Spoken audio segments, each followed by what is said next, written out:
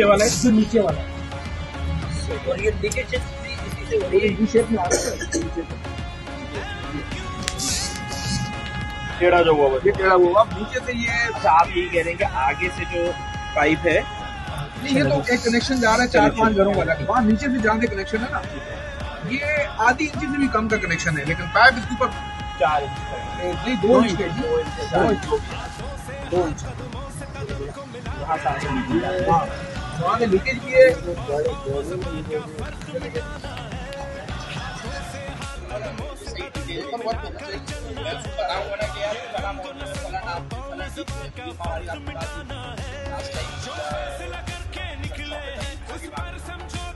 बताएंगे ये